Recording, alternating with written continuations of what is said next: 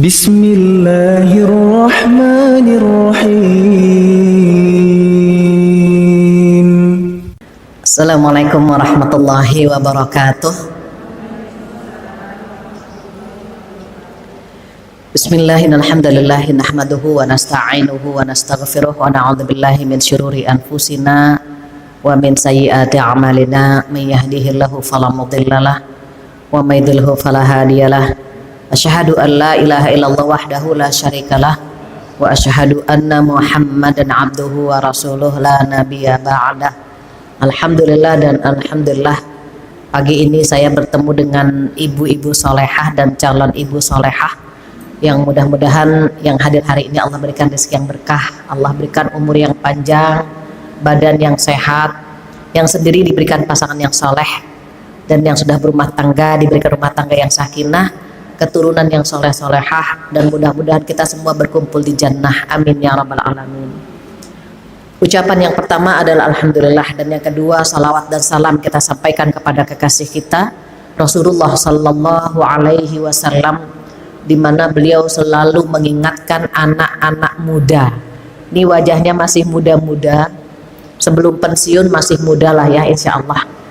Maka beliau ketika bertemu anak-anak muda, beliau berkata, ya ma'syarasy syabab, man istata'a minkumul ba'a falyatazawwaj fa innahu aghaddu lil basar wa ahsanul faraj. Wahai anak-anak muda, barang siapa di antara kalian mampu menikah maka menikahlah. Ada kalimat al-ba'ah di situ, man istata'a minkumul ba'ah. Apa al-ba'ah? Al-ba'ah adalah potensi atau kemampuan memberi nafkah lahir dan kemampuan memberi nafkah batin. Itu al-ba'ah. Kalimat al-ba'ah itu yang menjadikan hukum menikah berbeda, bisa wajib, bisa sunnah, bisa mubah, bisa makruh, dan bisa haram lantaran kalimat al-ba'ah. Mudah-mudahan rumah tangga yang akan kita bina atau yang sudah kita bina menjadi rumah tangga yang sakinah mawaddah rahmah, amin ya rabbal alamin. Ketika kita membahas tentang pilar, kebetulan ada tisu di sini. Ibu bisa perhatikan ini tisu ada berapa sisi nih Bu? Tempat tisu ini ada berapa sisi? 4, 1, 2, 3, 4. Gedung pun punya sisi 4. Pernikahan rumah tangga yang akan dan sudah kita bina pun memiliki 4 pilar. Tiang bagaimana agar rumah tangga kita kokoh. Mengapa jangankan menikah, dalam kehidupan sehari-hari setan selalu ngerecokin kita, setan selalu menggoda kita. Yang belum menikah digoda, apalagi yang sudah menikah. Maka ketika iblis bosnya ini memberikan waktu untuk meeting, jadi iblis ada meetingnya juga, minta laporan dari anak buahnya. Setan-setan itu selalu memberikan laporan kepada bosnya, dan masing-masing mengatakan angkat tangan. Kalau ingin ada laporan angkat tangan. Ditanya sama bosnya, sama iblis, kamu mau laporan apa? Saya sudah bisa melakukan ini itu, mengajak mereka melakukan dosa besar. Kata iblis, apa? Garing biasa itu. Ada lagi yang mau ngasih laporan, nunjuk lagi sebelah kiri. Saya bos, kamu mau laporan apa? Saya ingin menyampaikan bahwa saya sudah bisa menggoda anak cucu Nabi Adam untuk meninggalkan perintah Allah. Basi, garing gitu. Ini terjemahan bebasnya. Satu lagi ada yang ngangkat tangan, iya kamu mau laporan apa? Dia ngasih laporan bahwa dia bisa mencerai beraikan suami dari istrinya. Ketika mendengar berita itu, apa kata bosnya? That is point. Ini poinnya besar. Ini yang ingin saya dengar dari kalian. Jadi kalau ada iblis, ada setan bisa mencerai berai rumah tangga, bisa memecah belah rumah tangga, poinnya besar. Jadi kita harus sadar setiap ada rasa benci, bosan, kemudian ingin bercerai, ingat ada iblis bermain di dalam rumah tangga kita. Jangan sampai iblis betah, setan betah di rumah kita, karena rumah kita seperti kuburan. Apa rumah yang seperti kuburan? Rumah yang di dalamnya tidak pernah dibacakan ayat suci Al-Quran, maka rumah itu seperti kuburan, kata Rasulullah SAW. Sementara rumah yang di dalamnya ada ayat suci Al-Quran, kita sering atau membaca surat Al-Quran, maka malaikat berdatangan dan setan menjauh. Rumah itu berkah, bercahaya. Setan nggak betah di rumah yang bercahaya, nggak betah di rumah yang ada ayat-ayat Allah. Maka setan itu seperti manusia, ada yang badannya subur, ada yang kurus kering kerontang. Ketika setan yang gemuk bertemu dengan setan yang kurus, itu mereka berdialog itu. Kata setan yang gemuk, kamu bagaimana bisa sekurus ini? Rambutmu rontok seperti orang kena stroke, seperti orang kena kanker. Apa kata setan kurus?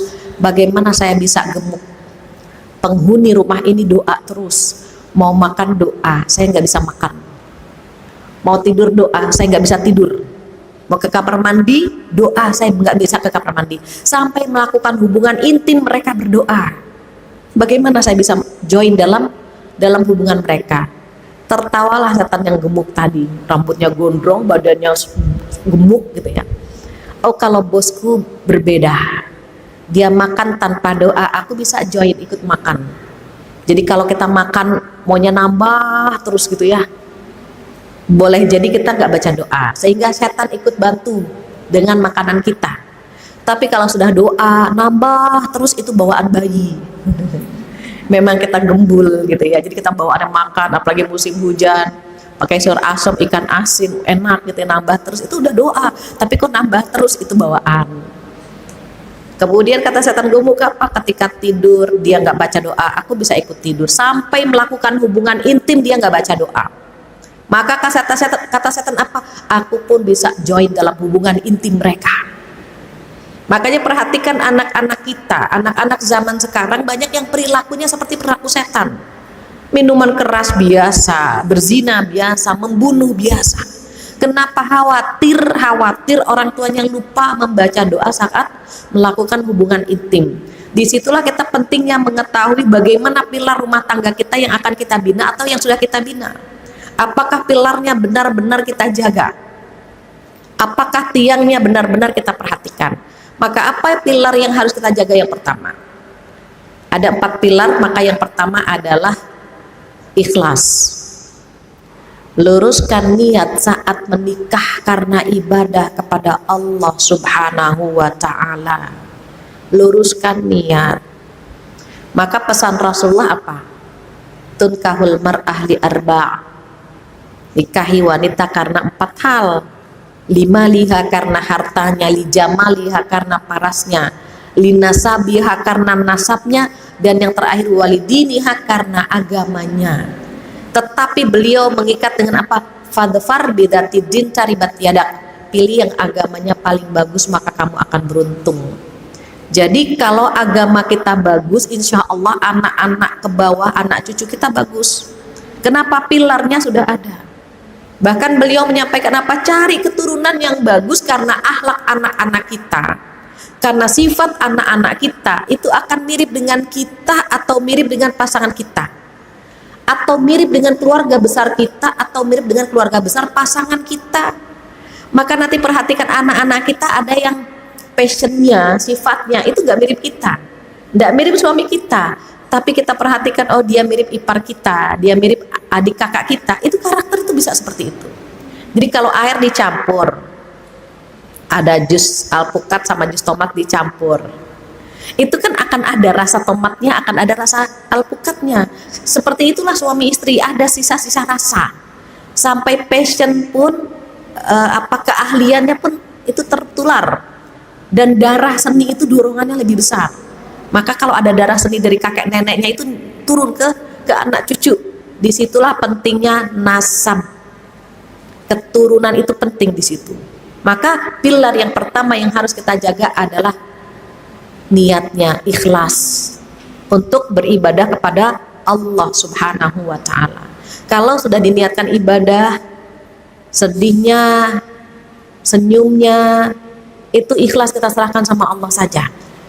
Kenapa? Allah yang membuat kita tersenyum dan Allah yang membuat kita meneteskan air mata. Orang menikah itu pengantin baru berapa bulan? Honeymoon. Honeymoon itu hanya 3 bulan. Bulan madu hanya 3 bulan. Setelah itu apa? Bulan bawang. Perih. Ya Allah, perih banget.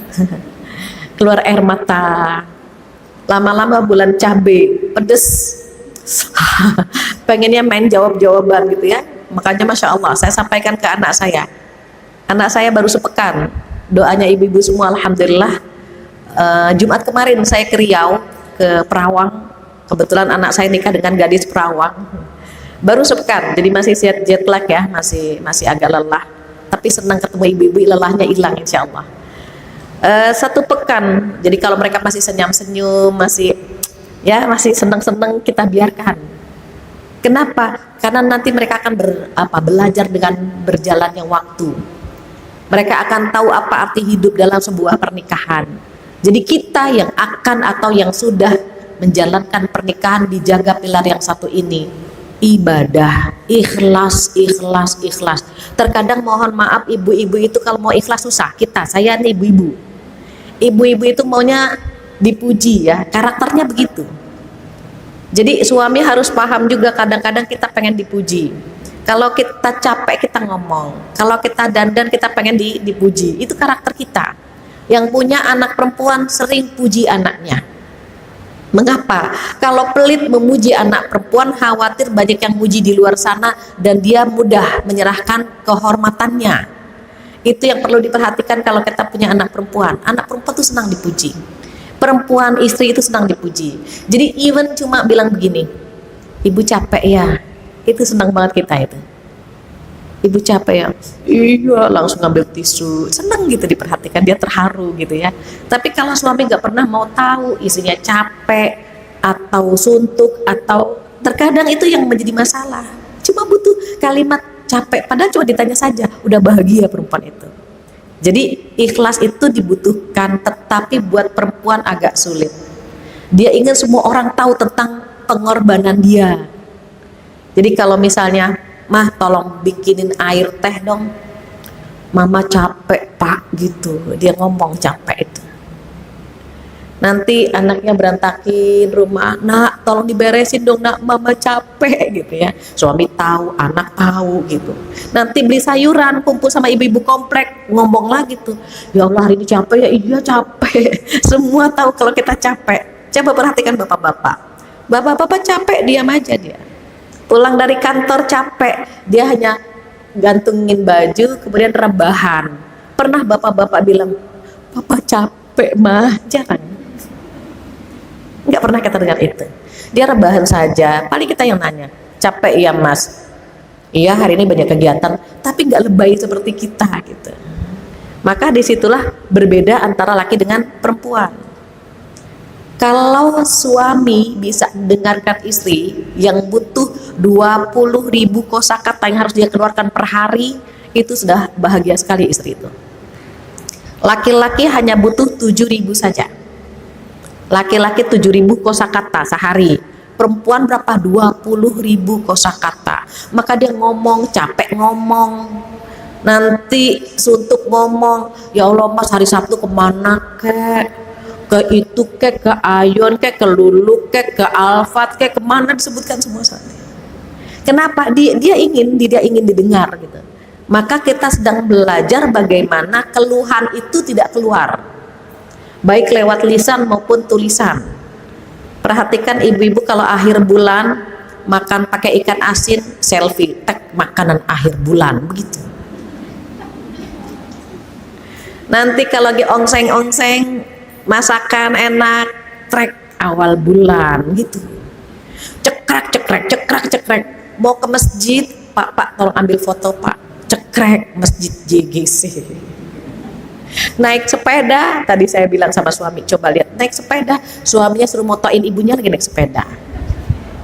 Jalan kaki itu apa ya? Dia ingin mengekspor semua rasa yang dia punya. Itulah ibu-ibu. Jadi kita sedang belajar bagaimana yang 20.000 kosakata itu tidak keluar, bukan di sosmed. Cukup kita ngobrol berdua dengan pasangan, atau dialihkan ke kalimat-kalimat yang lain, sehingga yang 20.000 itu bisa kita salurkan tetapi tidak berdosa. Itu yang pertama. Jadi ikhlas itu penting. Mengapa? Karena amal kita kalau mau diangkat ke langit syaratnya hanya 2. Apa kata Allah di dalam Al-Quran surat Al-Mulk ayat 2? A'udzubillahi minasyaitonirrajim. Alladzi khalaqal mauta wal hayata liyabluwakum ayyukum ahsanu amala. Coba. Ada kalimat ayyukum ahsanu amala. Ketika Allah menciptakan dia, menciptakan mati dan hidup, tujuannya apa? Liyabluwakum ayyukum ahsanu amala, untuk menguji kalian semua mana amal terbaik yang kamu punya. Amal terbaik itu syaratnya hanya dua. Amal mau diangkat ke langit syaratnya hanya dua. Apa syaratnya? Yang pertama niatnya benar, yang kedua caranya benar. Sudah itu saja. Niatnya hanya untuk Allah saja. Suami nggak pernah tahu kita capek, tapi kan Allah tahu. Anak-anak nggak pernah tahu kita capek, tapi kan Allah tahu. Allah itu nggak pernah tidur. Pengorbanan kita akan dihargai sama Allah. Walaupun suami tidak menghargai, anak-anak tidak menghargai, kan ada Allah. Begitu. Kita sedang belajar. Anak-anak misalnya bangun tidur, minta pipis, minta ke kamar mandi, diganti ngeluhnya dengan rasa syukur. Mungkin kita akan mengatakan, ya Allah, nah mama baru merem, kamu minta susu. Mama baru merem, kamu minta ke kamar mandi. Kita ganti. Alhamdulillah dia bisa bicara, minta susu. Coba kalau dia tidak bisa mengungkapkan rasa gitu. Ketika dia ke kamar mandi, kita perhatikan, alhamdulillah dia pipis lewat jalur yang Allah sediakan. Coba kalau dia pipisnya lewat selang, nggak jadi. Kita perhatikan dia, kita peluk, masya Allah. Suami minta bikinin kopi atau teh manis, alhamdulillah dia minta tolong sama kita. Coba kalau lari ke tetangga sebelah, repot kan. Malam-malam kita capek, tiba-tiba suami colek-colek mau ibadah, alhamdulillah dia bergairah dengan kita, bukan dengan wanita lain. Nggak jadi. Kita sedang belajar memanage hati kita, bagaimana rasa syukur yang kita dahulukan. Maka kita sedang belajar bagaimana menjalankan kewajiban terlebih dahulu, baru hak akan kita dapatkan. Bukan menuntut hak terlebih dahulu kemudian kewajiban kita jalankan, bukan. Kita sedang belajar menjalankan kewajiban kita. Nanti akan Allah kirimkan hak kita, rezeki kita. Rezeki itu tidak akan pernah tertukar. Ada suami yang tajir melintir tapi pelit sama istrinya. Ada yang suaminya biasa-biasa saja tapi royal sama istrinya. Kita terkadang menggambarkan, enak kali ya kalau jadi istrinya fulan. Oh, salah besar. Enak kali ya kalau jadi istrinya fulan, diajak jalan-jalan, mana uang belanjanya nambah terus. Mungkin enak kali ya, belum tentu enak. Yang depan kita, suami kita itu yang paling enak buat kita, yang paling cocok buat kita. Orang akan berkata, Mbak enak ya, suaminya bagus. Alhamdulillah, dia naksir sama suami kita, dia pengen memiliki suami kita. Kenapa kita yang sudah memiliki dia, kita merasa tidak bersyukur? Kita rangkul dia, banyak banget yang mau dengan suami kita. Maka diusahakan apa? Jangan biarkan suami meninggalkan rumah dalam kondisi marah.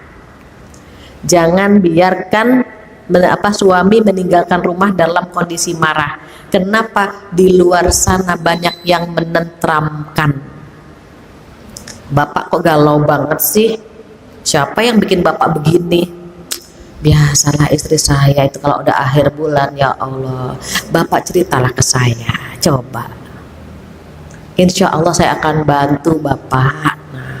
Kitanya belum bisa melakukan itu. Minimal jangan biarkan dia meninggalkan rumah dalam kondisi marah. Lagi marah dia mau berangkat, cooling down, kita ngalah dulu. Berharap apa? Berharap yang dia ingat adalah ngalahnya kita. Ya udah, papa berangkat aja dulu, hati-hati ya, assalamualaikum. Dia akan jawab waalaikumsalam. Coba kalau nadanya tinggi, papa berangkat, mama juga mau berangkat ke pengajian, papa dulu, mama dulu. Ya sudah, assalamualaikum, waalaikumsalam, kan gitu nanti. Apa artinya? Semoga kamu selamat, kamu juga selamat gitu. Terus doanya gimana dong, kan gitu. Tapi kalau semoga kamu selamat, kamu juga selamat, kan enak.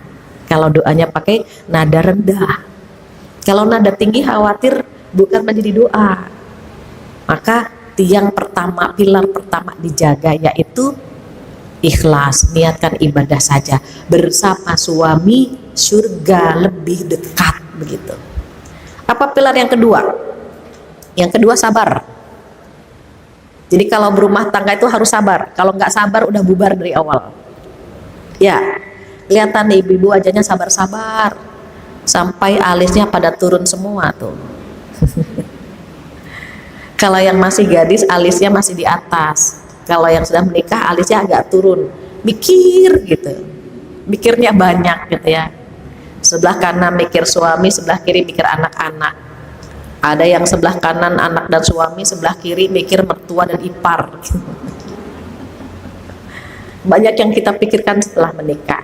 Tapi harus ada pilar yang kedua, yaitu sabar. Masih ingat ibu-ibu sabar ada berapa macam? Sabar ada 3 macam. Kemarin kita sudah tema kita akad ya, sudah akad. Sebetulnya tema hari ini etika malam pertama, tapi karena di masjid tidak enak ya kita membahas etika malam pertama. Saya biasanya kalau membahas etika malam pertama itu di ruangan, di perkantoran, khusus ruangan tertutup, calon ibu ataupun para ibu. Itu etika malam pertama kita bahas. Hari ini etika malam pertamanya kita skip dulu, kita lewatkan. Jadi pilar rumah tangga langsung. Nah, jadi kalau orang sabar itu di sini harus ada ruang untuk sabar. Sabarnya dalam apa? Sabar ada 3 macam. Yang pertama, sabar dalam menjalankan perintah Allah. Taat kepada suami, perintah Allah itu yang harus kita pahami. Bukan suami yang minta kita, Allah yang memerintahkan langsung agar kita taat kepada suami. Apa kata Allah di surat An-Nisa ayat 34? A'udzubillahi minasyaitonirrajim. Fassalihatu qanitatun hafidhatun lil ghaibi bima hafidhallah. Wanita salehah adalah wanita yang taat kepada Allah, taat kepada suami, menjaga kehormatan diri ketika suami tidak ada. Jadi taat itu rela atau terpaksa. Saat rela ataupun terpaksa dia harus taat kepada suaminya, dan itu perintah dari Allah langsung. Maka sabar yang pertama, sabar dalam menjalankan perintah Allah. Karena taat kepada suami perintah Allah, maka sabar. Banyak yang punya konsep, mohon maaf, mudah-mudahan bukan di sini. Mereka bilang, Bu Fatia, saya mau taat sama suami kalau suami ngasih nafkah sama saya, gitu ya. Kalau suami nggak ngasih nafkah, saya nggak mau taat. Kalau suami nggak soleh, saya nggak mau taat. Saya bilang perintah itu tidak bersyarat. Ketika kita diminta taat kepada suami, nggak ada syaratnya. Kalau ada nafkah, kalau nggak ada syaratnya. Ketika status kita sebagai istri, maka kita taat kepada suami selama perintahnya tidak melanggar Allah. Itu syaratnya. Selama perintahnya tidak melanggar Allah. Kalau melanggar Allah kita nggak taat, nggak apa-apa. Misal contoh dilarang pakai jilbab, contoh dilarang sholat, kita nggak taat, nggak apa-apa. Kenapa? Karena melanggar Allah.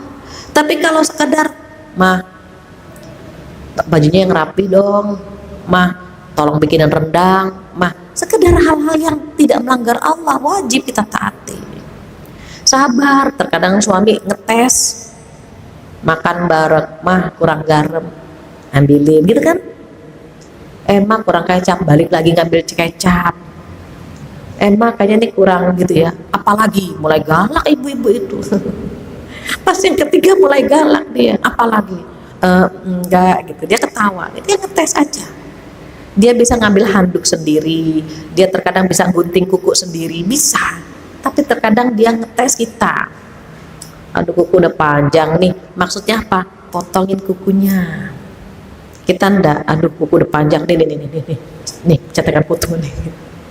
Terkadang dia ngetes kita, badan pada pegel, maksudnya pijitin. Kadang kita nggak paham, aduh badan pada pegel, sama pak, mama juga pada pegel habis ngaji, kita laporan lagi.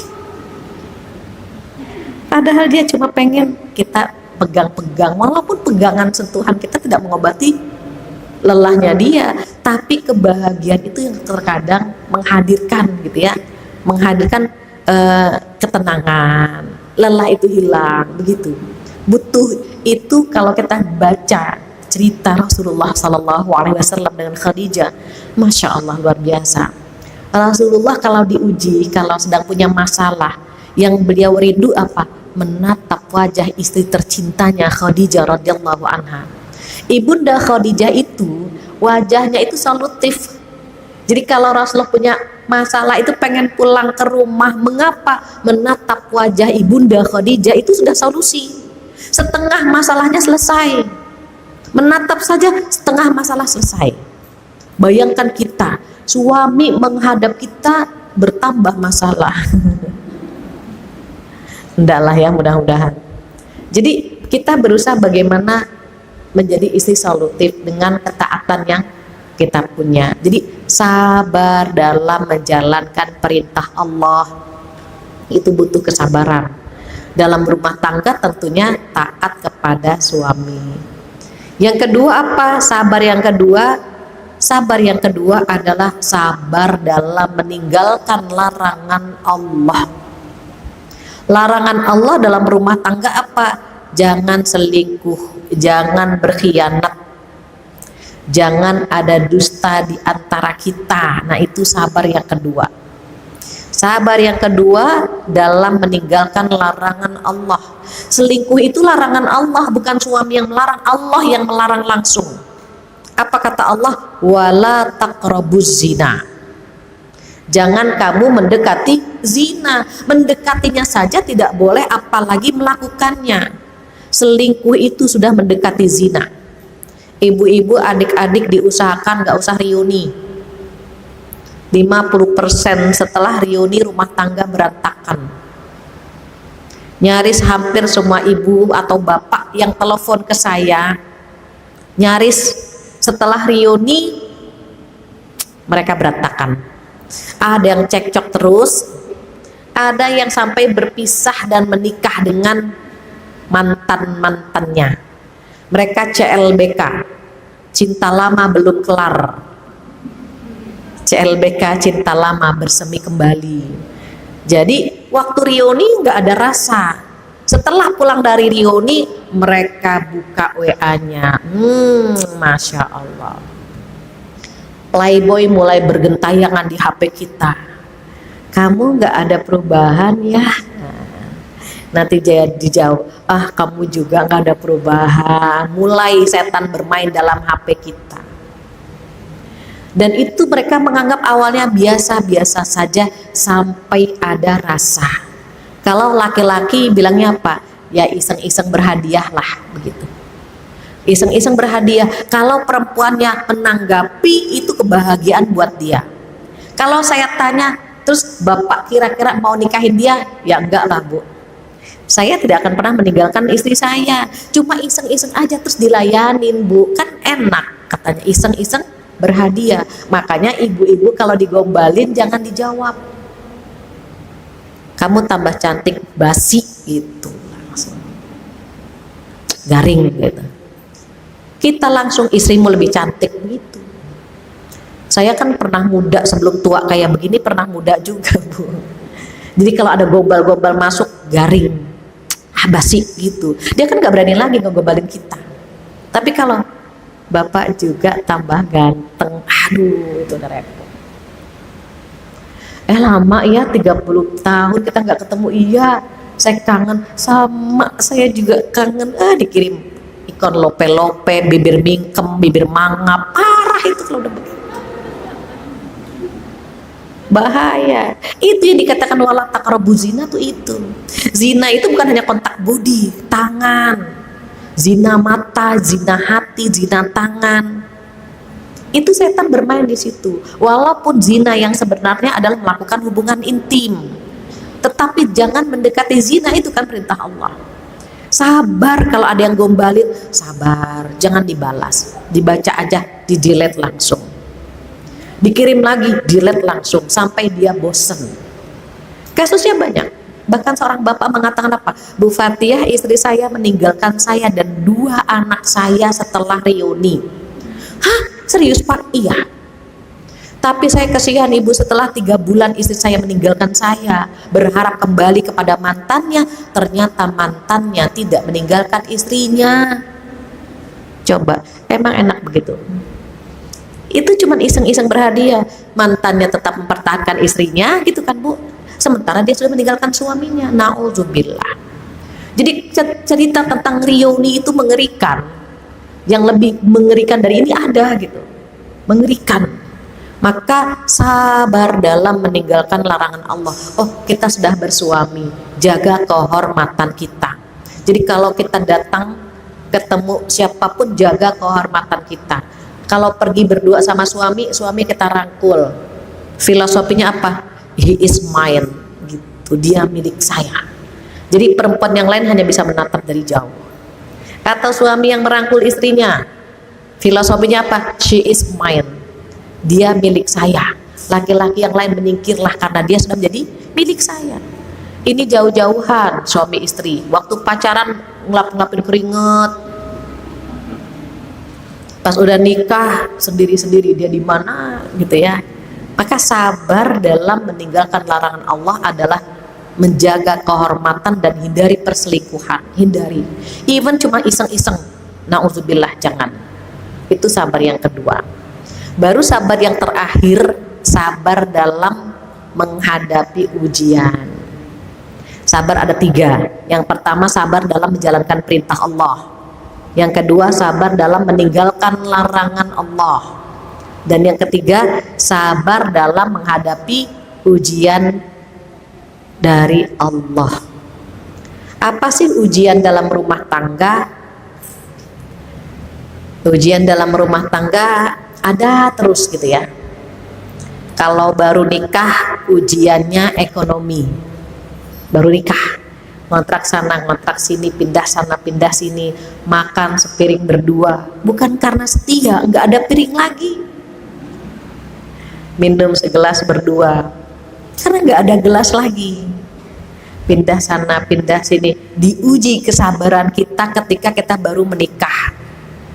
Ngontrak sana ngontrak sini, oh itu biasa. Pindah lagi sesuai dengan anggaran yang ada dalam rumah tangga kita. Cash flow atau manajemen harta itu harus sehat. Jangan lebih besar pasak daripada tiang. Mampunya beli motor, jangan pengen beli mobil. Mampunya beli sepeda, jangan beli motor. Itu harus sabar. Itulah ujian dalam rumah tangga. Jadi mampunya ngontrak, jangan nyicil. Kecuali kalau cash flow-nya sehat, nyicil bisa nih, lakukan. Jadi ujian di awal pernikahan biasanya ekonomi. Nanti ketika sudah settle, sudah mapan, nah ujiannya adalah will dan pil. Apa will? Wanita idaman lain. Pil, pria idaman lain. Kalau sudah settle, sudah mapan, ujiannya orang ketiga. Kalau saya ngobrol sama adik-adik sekarang di perkantoran ya tentunya, Mbak mau punya suami yang seperti apa? Yang sudah mapan gitu. Perempuan itu tidak konsisten, berbeda umur. Jadi kalau misalnya masih muda, dia ingin suami yang tampan. Setelah dia bekerja ingin suami mapan. Setelah tua dia ingin suami setia. Berbeda dengan laki-laki, dia konsisten. Waktu muda ingin istri muda dan cantik. Ketika bekerja ingin istri muda dan cantik. Ketika tua ingin istri muda dan cantik. Dia konsisten sekali. Maka ketika istrinya sudah tua, sudah mulai kayak ongol-ongol, kayak jelly, nah, dia tertarik dengan daun muda. Kenapa? Karena dia konsisten ingin istri muda dan cantik. Disitulah kenapa kita harus menjaga perawatan. Dandan, gak apa-apa, udah banyak kerutnya, bedak itu harus di rumah. Sunblock, mau pakai lipstick silahkan. Kenapa? Karena dia suka. Laki-laki itu normal ya.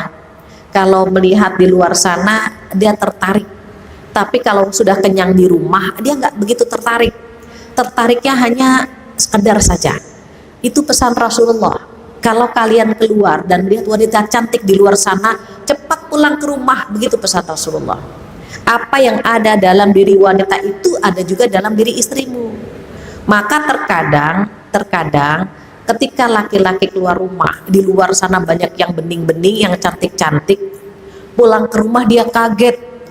Kenapa? Karena parah banget. Dasternya udah banyak lubang anginnya, rambut nggak jelas warnanya. Ketika dia melihat istrinya nyisir, sisirnya nggak turun-turun.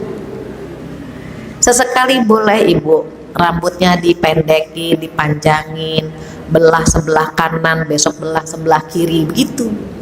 Kita terkadang istiqomah dengan belahan rambut kanan terus dari lahir sampai meninggal, istiqomah sekali gitu.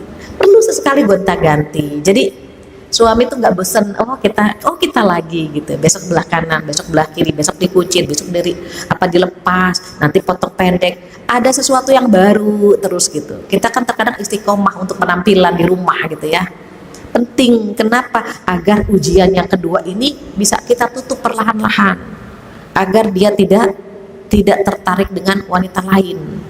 Sama halnya laki-laki juga begitu. Ada seorang teman, dia rapat di luar kota, dia sampai lupa wajah suaminya, sampai dia bilang, mas tolong kirim fotonya dong, gitu. Coba bayangkan. Mas tolong kirim fotonya, mas. Kenapa? Enggak, kirim aja. Sesungguhnya dia lupa dengan wajah suaminya. Dia sedang bersenang-senang dengan teman di kantornya. Dikomparasi teman di kantor pakai jas terus kan, penampilannya oke. Pas dikirim suaminya lagi ngapain, lagi pakai sarung aja. Sama laki-laki dengan perempuan sama, harus berpenampilan menarik agar ujian yang nomor 2 itu pil dan will bisa ditutup sedikit-sedikit. Itu ujian saat settle, saat mapan, itu orang ketiga. Nanti kalau ujian ketiga itu di masa sudah kita mulai duduk gemeter. Saat kita saat duduk gemeter, penyakit mulai datang, itu ujian. Lutut udah rematik. Kalau dulu sholat Allahu Akbar, pas sudah tua Allahu Akbar, udah mulai, itu ujian itu. Suami pensiun, kita mulai sensitif, sudah menopause, itu ujian itu. Emosi tidak terjaga. Usia 40 saja terkadang sudah banyak penyakit ya, mulai darah tinggi, mulai asam urat, kesemutan, hal-hal seperti itu ujian. Sampai ada seorang suami mengatakan, Bu, istri saya penyakitnya banyak banget gitu. Nanti sebentar-sebentar pusing, sebentar-sebentar ini gitu ya. Kalau suami setia nggak ada masalah. Mama sakit apa lagi, Ma, yuk ke rumah sakit. Tapi ada tipe suami nggak sabaran, Mama sakit terus sih mah gitu. Disitulah pentingnya kita masing-masing menjaga kesehatan, menjaga pola makan. Mengapa? Khawatir pasangan kita tidak sabar dengan penyakit yang kita punya, atau sebaliknya kita tidak sabar dengan penyakit yang suami punya. Itu ujian itu. Maka doanya apa? Ya Allah, satukan hatiku dengan hatinya, berikan kami kesabaran mendampinginya, dan dia memiliki kesabaran mendampingi kami, mendampingi saya. Kenapa? Kalau bukan Allah yang nyatukan hati kita, itu susah. Di usia tua, mohon maaf sekali, bukan berarti aman dari perceraian. Banyak di masa tua justru bercerai, ketika pensiun bercerai. Kenapa? Egonya tidak bisa dihilangkan. Maka itu ujian dalam rumah tangga. Pilar yang kedua adalah sabar. Apa pilar yang ketiga? Pilar yang ketiga adalah cinta. Cinta itu harus kita siram, kita kasih pupuk. Rumah tangga itu seperti tanaman. Ini ada tanaman, kita kasih pupuk cinta, kita siram dengan pengertian, kita berikan pagar keimanan agar hewan lain tak memakan tanaman kita. Itu penting. Dalam berumah tangga, pupuk-pupuk cinta harus ada. Terkadang cintanya sedikit, terkadang cintanya banyak, tergantung kebutuhan. Namun jangan sampai cinta itu hilang. Caranya bagaimana? Cara memupuk cinta di antaranya, Kalau sedang marah, ingat kebaikannya. Ingat kebaikannya, ingat kelebihannya, ingat pengorbanannya. Masya Allah, suami saya itu sabar banget gitu. Kalau saya melahirkan dia yang gitu. Jadi kalau lagi cekcok jangan diingat keburukannya. Makanya Bu Fatia saya nggak sanggup sama dia. Mulai dia ingat keburukan suaminya. Coba kalau dia ganti dengan kelebihan suaminya, insya Allah dia nggak cerai. Mbak, tapi dia kan yang mendampingi Mbak waktu melahirkan. Iya sih Bu. Dia kan yang menjemput Mbak di kantor. Iya sih Bu. Sudah, ingat saja kelebihan dan kebaikannya. Itu akan mengikis apa? Mengikis rasa ingin berpisah. Justru ada benih-benih cinta. Iya ya, dulu dia pernah ngejemput saya, dulu dia pernah mengantar saya, dulu dia pernah diingat gitu. Jadi pupuknya semakin banyak, insya Allah tambah subur cinta itu. Dan cinta itu jangan pudar dengan usia. Tetap terus gitu ya. Remeh-temeh cuma ngebersihin telinganya saja, itu pupuk cinta. Facial wajahnya, ih Mas udah kering nih wajahnya, kita pakaikan apa? Susu pembersih, kita urut-urut, itu nambah itu. Sentuhan, kontak body, ke wajah, ke tangan, itu menambah cinta itu. Pelukan, ciuman, itu nambah itu. Ketika tangan berjabat saja, tangan bersentuhan, kita mau berangkat atau dia mau berangkat, kita cium tangannya. Allah turunkan rahmat pada saat itu. Bersentuhan tangan saja Allah turunkan rahmat, apalagi bersentuhan yang lain. Maksudnya kepala, wajah gitu Bu, potongin kuku, nih itu sentuhan-sentuhan yang itu menambah rahmat Allah. Kecil, remeh, tapi Masya Allah dampaknya luar biasa. Nanti buktikan saja. Cium tangan, lambaikan tangan, kalau dia ke kantor, lambaikan tangan sampai nggak kelihatan. Tapi kalau udah pergi, udah Bu jangan begini. Apalagi begini menghayalnya bukan suami kita, bahaya itu. Jadi hati-hati ya Mas, sehingga yang dia lihat terakhir tangan kita. Itu mupuknya begitu. Kemudian disiram dengan pengertian bagaimana? Disiram dengan pengertian, oh dia anak sulung, oh dia anak bungsu, oh dia itu ternyata ayahnya dulu begini. Jadi kita memahami dia, oh dia galak karena begini, oh dia pendiam karena begini, ada pengertian. Oh dia kenapa suka habis subuh tidur misalnya gitu, oh kenapa dia manja karena anak bungsu, ada pengertian walaupun nggak selalu dipahami. Karena nanti berjalannya waktu ada karakter pasangan yang tumbuh baru Ibu. Dulu dia nggak begini gitu ya, loh kok sekarang dia jadi begini. Akan keluar tuh karakter-karakter baru dengan bertambahnya usia. Kita pahami, oh iya mungkin karena dia sakit jadi dia galak, oh mungkin karena dia pensiun dia jadi temperamental, oh mungkin karena dia sedang gitu. Jadi ada kita siram dengan pengertian yang sehat ngalah sama yang sakit, yang tua ngalah sama yang muda, ngalah sama yang tua. Jika usia suami kita lebih tua, maka yang muda ngalah sama yang tua. Kalau usia suami lebih muda, yang tua ngalah sama yang muda. Itu saja sudah. Udah ngalah lah. Kita sehat, dia lagi sakit, kita ngalah. Pengertian. Kita siram terus dengan pengertian. Walaupun memang capek, capek banget ya pengertian itu. Dia juga capek untuk memahami karakter kita, sama Ibu. Bukan hanya kita yang capek, dia lebih capek mendampingi kita. Mengapa? Karena karakter perempuan seperti cuaca yang gak jelas. Kadang hujan, kadang terik. Perempuan seperti itu. Sementara laki-laki seperti payung yang siap kapan dibuka dan kapan ditutup. Lebih susah Ibu. Dia seperti payung, lagi hujan dia nyalakan payungnya, lagi kering dia tutup payungnya. Suami seperti itu menghadapi karakter istri yang tidak jelas. Maka pesan Rasulullah apa? Istausu bin nisa'i khaira. kalau ngasih nasihat sama istri itu, sama perempuan itu lemah lembut gitu. Sampaikan dengan cara yang baik. Mengapa? Karena karakter perempuan, karakternya seperti tulang rusuk yang bengkok. Karakter kita masak, terus suami bilang gini, Bu, masakannya enak banget, cuma kurang garam sedikit. Oh iya, dia ambil tempat garam seapa mas, sesendok aja. Seneng kan? Nah, tambahkan garam, seneng. Cicipin lagi, oh udah pas, seneng dia. Tapi kalau Bu, ini garamnya masih di laut apa?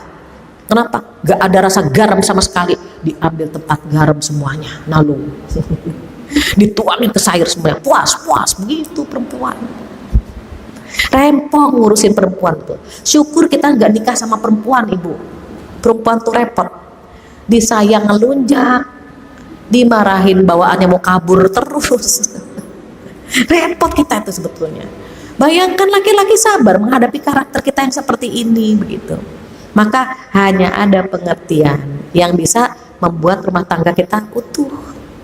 Syukur-syukur alhamdulillah kalau tanaman tersebut sudah dikasih pupuk cinta, disiram dengan pengertian, dipagari dengan pagar keimanan, iman yang akan menjaga seluruhnya begitu. Itu pilar yang ketiga. Pilar yang pertama apa, Bu? Ikhlas. Yang kedua sabar. Yang ketiga cinta. Yang terakhir pilar yang keempat adalah menjalankan perannya masing-masing. Peran istri apa, peran suami apa, dan itu akan kita bahas peran masing-masing bulan depan insya Allah. Jadi empat pilar tadi, entah itu ikhlas, sabar, cinta, dan menjalankan peran kita masing-masing, itu harus kita jaga pilar-pilar tersebut. Harapannya apa? Ikhtiar kita sunnatullahnya berharap rumah tangga itu utuh.